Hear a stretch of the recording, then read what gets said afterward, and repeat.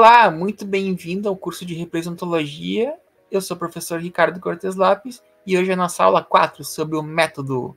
Então não vamos perder tempo e já vamos direto para o método. Bom, o método é essencial para uma ciência, né? A gente viu até agora como a ciência, a gente viu até agora o que foi o conceito de representação, a gente viu a teoria da representação, agora a gente podia ver um pouquinho do método representológico, né? Qual que é a ideia do método? Né? O método é a base da ciência. Com o método a gente consegue transformar impressões sensíveis em algo teoricamente significativo, ou seja, só porque eu vi uma pessoa caminhando na rua, não significa que eu sei para onde ela está indo. Agora, se eu vejo a pessoa caminhando na rua muitas vezes no mesmo horário e chegando no mesmo lugar, então eu sei, eu fiz uma investigação completa com o método de saber até onde essa pessoa está indo. Então o método é uma parte essencial da ciência e eu não podia deixar isso de fora, né, para pensar uma ciência representológica. Então a gente vai ver aqui nessa aula de hoje os fenômenos que podem ser representados e como distingui-los, a unidade de análise, né, os cuidados primários para a detecção de uma representação, a produção delas, o suporte delas, o ser e dever aplicado e almejado, as representações especiais e quem e como representam e o método representológico com as suas regras, né? E algumas indicações metodológicas. E também a gente vai discutir um pouquinho que lugar ocupa essa ciência, tá? Bom, até eu já vou adiantar que eu não vou focar muito nas representações especiais, isso aqui é mais do livro, né? É mais para eu deixar vocês atentos. Mas, tipo, uma representação ou ela quer ou ela, muitas vezes ela quer ou retratar, ou ela quer determinar, e tem umas representações que elas meio que não sabem ainda o que elas vão representar, que é o caso da tecnológica, da filosófica. Elas ainda estão pesquisando o que vão, elas ainda estão pesquisando o que elas vão ser. Então, são representações especiais que eu abordo no livro, e tem as representações técnicas, que você pega ali um monte de dados e você coloca ela como uma representação. Você monta a representação a partir dos dados e a ciência faz muito isso, tá? Inclusive, na aula anterior que vocês viram, os modelos, eles são um pouco baseados nisso, né? Uma representação da representação, entre aspas, que é baseada em dados. Então, tipo, a ciência, ela constrói representações por dados. E é muito diferente de tu querer reproduzir, retratar ou determinar, tá? Mas a gente vai ver isso, vocês vão ver isso com mais detalhes no livro, eu só quis trazer a reflexão um pouco para esse lado. Vamos lá, que fenômenos são abordados, tá? Os fenômenos que a representologia aborda, elas são as representações, só que ela vai fazer uma inversão, tá? Uma quebra do, como se fosse o Galileu Galilei, tá? Em vez da gente utilizar as representações para chegar nas representações, as representações para chegar nos dados empíricos, como faz a psicologia social, a história, a sociologia, a gente vai utilizar dos dados empíricos para chegar na representação, tá? Então, tudo que estiver apontando para a formulação de duplicatas de algum referente vai ser objeto da representologia. E vocês viram também que às vezes até uma meta-representologia é possível, né? Com a representologia inferencial, com a representologia referencial e a representologia nano, né? Na perspectiva nano, que daí pega os conceitos. Bom, isso abre algumas possibilidades, tá? Que a gente vai observar agora com mais detalhes na hora de coletar esses fenômenos para poder determinar eles, diferenciar de outros fenômenos, porque nem tudo é representação. Se tudo fosse representação, não teria porque ter uma ciência dela, né? Já tá tudo, não tem uma especialidade ali que ela vai explicar causalmente. E a gente pode ver que a representação vai ser a nossa unidade de análise, né? É interessante porque é o uso que a gente faz da ciência que já existe, porque a unidade de análise ela é utilizada como meio, né, para chegar que é justamente como um meio para chegar nas conclusões das ciências, né? Então, por exemplo, eu vou estudar universidade, as universidades federais do Brasil. Então eu vou ter que ter unidades de análise. Qual unidade de análise? Universidades federais. Aí nisso eu consigo separar o que é meu objeto e o que não é meu objeto. Então as universidades estaduais não são meu objeto. As universidades particulares não são meu objeto. A universidade federal sim.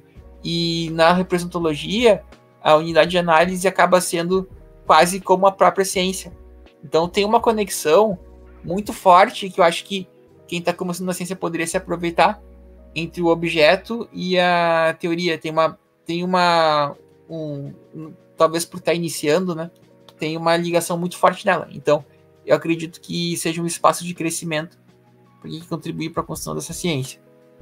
Então, representação e unidade de análise. E as regras do método, tá? Sim. Eu copiei do Durkheim, tá? Como eu falei no começo ali, eu me inspirei em alguns autores, né? Que nem o Weber, também me inspirei no Weber, me inspirei no Wiener, no Umberto Eco, no Peirce. Ok. Mas para mim, assim, o que teve a formulação assim mais do zero foi o Durkheim. E nas regras do método sociológico ele coloca lá as regras do método. E eu achei que era um bom começo, tá? Porque, de fato, o Durkheim ele não tinha inventado a sociologia, mas a sociologia científica, assim, científica acadêmica, ele foi um dos inventores, né? Então, ele colocou muito claro, assim, vamos partir do conceito zero e ir seguindo, né? O que os outros sociólogos da geração anterior não fizeram, né? Eles já partiram ou muito da filosofia, ou eles já partiam de outras áreas sem conceitos próprios. E o Durkheim e o Weber, eles foram direto, vamos definir o que é isso. E já vai direto. E, tipo, o mais elementar mesmo, o que é social, por exemplo. Então, eu fui atrás, eu copiei o Durkheim descaradamente, né? Mas foi por uma boa causa, né? A sociologia tá aí até hoje, então é bom que ele fez, né? Ele ajudou, mesmo que às vezes ele seja renegado, ele ajudou. Então vamos lá. Primeira regra: as representações devem ser consideradas como moldes moldantes e parecido com as estruturas estruturantes, né, do Bourdieu, não completamente igual, mas é parecido. Inclusive o Bourdieu também usa representações. E são maneiras de modular a realidade e produzir comunicação, presencial ou não. Ou seja, eu falo presencial não porque você pode estar comunicando com... Você pode ter feito uma representação que não é mental e que está ali comunicando. Então não é presencial, a representação não precisa... O indivíduo não precisa estar ali comunicando a representação para se comunicar contigo. Tá? Então, a partir do objeto dele, eu usei na outra aula estado do Thor, né? Pode ser o bonequinho do Thor ali, nada impede, né? E a comunicação são as evidências, tá? Essa comunicação que acontece são as evidências que vão dar corpo, dar carne para as representações como objeto. Então, vem dali que emerge a construção da ciência. 2. As representações precisam ser encaradas como indivíduos, no sentido de que elas possuem comportamentos, biografias e interagem entre si. Então, vocês lembram que a gente mostrou, né, a vida representacional. Vamos encarar as representações como indivíduos? Elas têm vida, entre aspas, né? Não sei se vocês já viram aquela formulação muito famosa do Richard Dawkins, dos memes. A gente usa os memes hoje para fazer piada, mas os memes, eles têm vida, né? Eles são quase animais. As ideias são quase animais querendo se reproduzir. É uma ideia parecida, tá? Eu me inspirei um pouco nisso. Elas precisam ser encaradas como indivíduos, tá? As representações, elas querem se reproduzir, elas querem estar no interior da mente das pessoas. Então elas estão ali, elas são como indivíduos, elas têm que ser encaradas como indivíduos com biografia. Biografia não humana, né? Porque os conceitos, por exemplo, têm muito mais vivência, as representações elas têm muito mais vivência que o ser humano. Mas o ser humano se acopla ela na mente dele, comunica ela e passa adiante, né? 3. O conteúdo de uma representação, quando apreciado de maneira comparativa com outras representações, permite chegar à constituição das representações por um processo de indução. Então, a representologia está na comparação.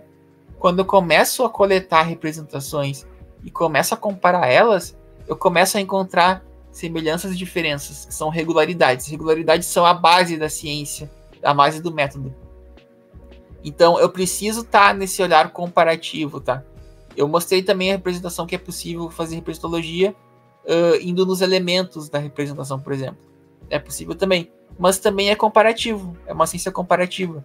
Você precisa encontrar, seja comparando com o passado, seja comparando com o presente, com a multiplicidade do presente. Mas ela é uma comparação e, tipo, as representações, elas podem ser de padrões de coisas muito diferentes, né? Posso comparar representações do surf com representações de um vulcão, tá? Mas se eu me focar na representação, a partir das evidências deles, eu vou chegar numa estrutura comum. Claro, vamos supor que é isso que vai acontecer, tá? Também está no começo da ciência. Mas a ideia é chegar na comparação. Por isso a importância de estudar representação. A partir da representação eu vou conseguir enxergar regularidades como se fosse um projeto mesmo. Considere um grupo de pesquisa, representologia. Certo? E a quarta regra. As representações são observáveis em diferentes escalas. Porque elas podem se associar, apreciadas em diferentes escalas e podem formar sistemas. Elas podem ser apreciadas em diferentes escalas ou formar sistemas, tá? A frase não ficou muito boa, mas é isso. Posso apreciar ela sozinha ou em sistemas. Ou elas podem conflitar, que daí vai formar uma fauna em busca do referente fugidio. Então a representologia dinâmica é muito nessa ideia, né? Elas vão conflitar umas com as outras e daí elas vão ver quem é que define aquele referente, entendeu? Quem é que tem mais chances de definir aquele referente. Vocês vejam, é exatamente a aula da metodologia, a aula anterior, que a gente viu os tipos de representação. Então, essa regra ela dá origem a toda aquela aula, certo? Então, essas são as regras do método representológico. Vamos lá, existem algumas polêmicas, tá? Que eu já tive polêmicas comigo mesmo, tá? Então, é isso que eu vou mostrar, as polêmicas comigo mesmo. Existe uma representação ou várias representações? Se eu pesquisar todos os fenômenos que existem e que podem dar aso à construção de representações, será que se eu estudar essa amplitude, no momento eu vou encontrar uma representação específica, uma representação como se fosse um átomo, e que daí a partir dela eu consigo derivar todas as outras relações das representações? A gente viu ali que, por exemplo, a representação estática e a representação dinâmica, elas apresentam umas configurações diferentes, tá? Pode ser que isso se mantenha, mas pode ser também que com o passar do tempo se descubra um modelo, se desenvolva um modelo que daqui a pouco ele consegue explicar todas as interações. Tipo, uma unificação dos campos da representologia. Não é impossível. Até o momento eu não consegui resolver isso ainda, tá? Eu ainda estou coletando mais evidências. Eu tive evidências de outros estudos que ainda não eram direcionados para representologia, né? Mas elas já tinham uma preocupação representológica e elas estão dizendo isso por enquanto. Mas e se chegar alguém e revolucionar nesse sentido? Isso é uma polêmica que eu vejo, né? A longo prazo. Representação ou várias representações? Por exemplo, e se tiver uma neurorepresentologia? Como é que vai ser daí? A representação percebida através dos neurônios, por exemplo. Será que a gente consegue encontrar dentro do cérebro humano uma representação? Ela vai ter mais materialidade? Ela vai ter um suporte? Então, entendo. São assuntos que vão render pano para manga no futuro. E por isso que eu já estou convidando vocês para participar. Enquanto ainda está efervescente, que vocês podem dar contribuições muito grandes desde agora, né? Outra polêmica, tá? Por que não utilizar a teoria das representações sociais? Afinal, é uma teoria consolidada, ela tem um referencial bastante sólido, né? Começou com o Durkheim, foi para o Moscovici, tem um grupo de estudos, né, o MID, que estuda as representações, teoria das representações sociais. Por que não estudar as representações sociais, utilizar ela? Bom, eu acredito que primeiro que ela já está muito bem representada, já tem muitas discussões em volta dela, e segundo que eu acho que a gente pode contribuir para ela com um estudo aprofundado dos conceitos de representação, porque por mais que se tenha definições de representação, elas são representações que não são definições que não são aprofundadas, elas são utilizadas. Então a nossa chance é de produzir um conhecimento que vai chegar lá, vai chegar num ponto, no meu entender, que a gente vai poder teorizar também sobre o conhecimento humano, mas a gente vai conseguir teorizar sobre o conhecimento humano e contribuir diretamente, sem necessariamente só produzir uma visão, só corroborar aquilo que já existe. É a nossa chance de colocar alguma coisa inédita, né? Então, pode continuar utilizando as representações sociais, sem problema, mas eu recomendo que utilize a representologia. E uma última polêmica é se é uma ciência humana ou uma ciência da comunicação, tá? Seria ela uma ciência humana? História, sociologia? Ou seria ela uma ciência da comunicação? Bom, eu também não consigo responder essa questão diretamente, né? Eu, como sociólogo, provavelmente a minha representologia está muito mais humana, né? Do que representacional. Mas eu acredito que é uma ciência humana, no meu entender, né? Porque ela está lidando até com artefatos fora da comunicação. Ela, por mais que ela utilize a comunicação como ela utiliza a comunicação como a parte de coleta de informações, eu acho que na medida que ela tá teorizando sobre a representação em si e tá pensando em constituintes, coisa e tal, ela já vai para um lado que a comunicação, por exemplo, não vai, né, de colocar a representação acima dessa troca de informações, de conhecimentos, de afetos. Então eu justificaria assim, mas alguém pode dizer que a semiótica, que é um ramo da comunicação, ela lida com símbolo diretamente. Enfim, vejam como é, né? Como é um objeto complexo, como é uma discussão complexa, que eu acho que vai se complexificar no futuro. E por fim, vamos introduzir aqui pro próximo módulo o analista representacional, tá? Quando você é um acadêmico, você vai produzir pesquisas que contribuem para o conhecimento sobre a representação, tá? Então, todos os modelos que a gente viu na aula anterior, você vai se basear neles, vai fazer discussões de revisão bibliográfica para pensar a representação, etc e tal, os elementos da representação e tal. Ok, esse é um lado do trabalho.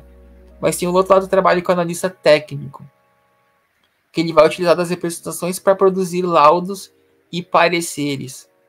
Onde são produzidos esses laudos e pareceres? Bom, eu convido quem está assistindo aqui pelo YouTube e quem já está assistindo aqui pela plataforma já tá dentro. Mas eu convido vocês a conhecer nas próximas 4 aulas como funciona essa profissão de analista representacional, tá? Como se faz uma análise técnica, como se produz um documento, como se faz uma análise, porque o analista ele não vai estar contribuindo para a ciência, mas ele pode utilizar a ciência para produzir um conhecimento que vai ser útil para um grupo de pessoas, tá? É muito importante esse tipo de análise e vocês vão ver mais para frente. Mas enquanto isso, espero que vocês tenham gostado dessas 4 aulas iniciais. Elas são a parte mais teórica. Aproveitem para ler os livros, escrever nos fóruns.